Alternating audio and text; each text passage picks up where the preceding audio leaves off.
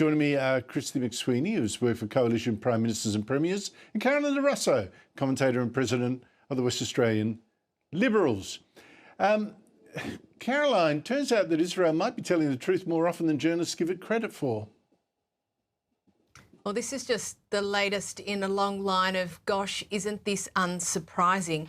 And look, very many allegations have been made, Andrew, over the last 3 years. A lot of them have turned out to not be the case. And, you know, there was a period of time when the Australian government did put a pause on funding into the area. And if we're talking about taxpayers' money, we've got to be very careful about where that money goes. And, you know, I understand those concerns around there not being sufficient transparency to how Australian dollars are spent overseas. And in circumstances like that, I think it's always best to be prudent because, you know, and we've seen this. How many times have we seen this with UNRWA? Right, how many times have we seen the closeness of you know, people within UNRWA, employees within UNRWA also attached to Hamas? So, like I said, totally unsurprising, very disappointing, and I'm just waiting for the day, Andrew, when the West will learn. Yeah, UNRWA, the United Nations Agency for Palestinian Refugees, that's 75 years or so since they started to exist. Honestly, the amount of money that's gone to Hamas terrorists from that is just a scandal. Totally. Christy, what do you make of all this? Look, I do think, Andrew, getting back to your point, and Caroline, surprise, surprise, reporting hasn't been objective. And once upon a time, we had serious journalists who were experienced, who did their job to report objective news, balanced from war zones around significant events that were occurring in the world, and particularly in the Middle East. We don't have that anymore. We have clickbait journalism, we have activist journalism, and we have people, perhaps, to put it kindly, peppering their reporting with things that they might be led to believe. Look, to the ISIS brides, Caroline, the government says, oh, look, we've got to issue these passports. That's not helping them. They're Australian citizens. We're obliged by law to give them. I don't know that's absolutely true. For a start, why not test the children, do DNA tests to make sure they are the children of these women and not some other person's children, and therefore giving someone back in Syria the right to come here because that's their child in Australia.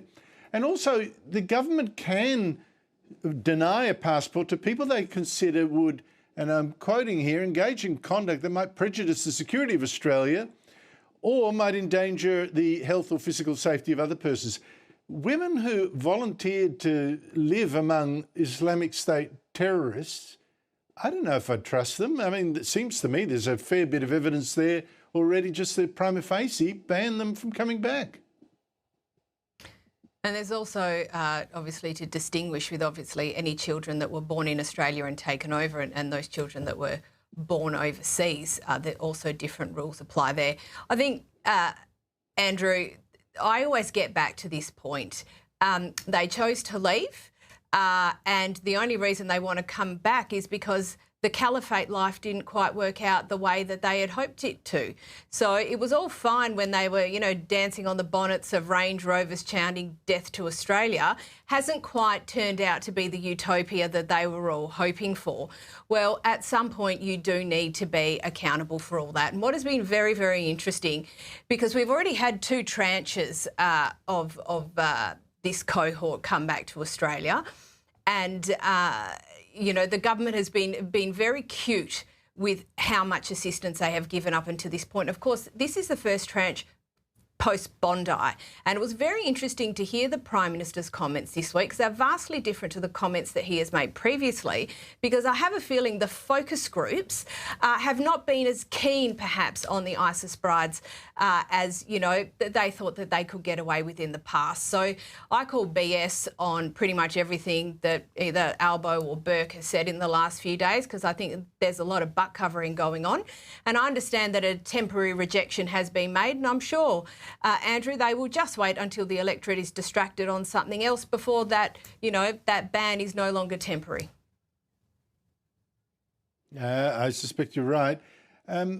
Christy, what do you make of all this? Because I find it really quite strange that we have not been told, well, I think we should be told that how those original two groups that were brought back here, how they have fared, how many are still on welfare, how many have been in trouble, how many, where they live, that might be a good one too, not their street address, of course, but what suburb. We should know more about the ones we've brought back already before we agree to accept any more. With less scrutiny over the past 12 months, when Australians first learnt about this issue, of course, the government was very distracted with the XYQ issue and the former Minister Andrew Giles that they cut off as a barnacle before they could get on top of the immigration portfolio. We did have 2 tranches repatriated, but that was done under distraction. This last cohort, I can only assume they're the last cohort because they are the most difficult, perhaps, to get past security vetting. The government has to make a decision. And I think the government is really influenced as well by the Re-Energised Coalition and perhaps One Nation's polling results as well. And as Caroline said, focus groups. The government's position of the past, which is we'll just let this by while everybody's distracted, has now had to have some more accountability to it. And I finally want to mention, I heard James Patterson today say he understands that there has been an offer made for repatriation of children, but the women who are the mothers of those children have refused repatriation unless it is a whole family unit. And we must get that established early, if indeed that statement is the correct one, that the opposition has been briefed by security agencies or is heard by security agencies, because a lot of truths get manipulated when we talk about these issues. And just finally, I've got 20 seconds left, Caroline. Angus Taylor's front bench, better than Susan Lee's? I'm personally very happy with this front bench. I think it's very balanced. I think, you've got more people playing to their wheelhouse, which I think is incredibly important, and a lot more workhorses up there who are going to have a huge amount of work ahead of them. So I wish them best of luck. And obviously the organisation sits behind to support them, but there's an awful long way to go. Good on you. Got to go.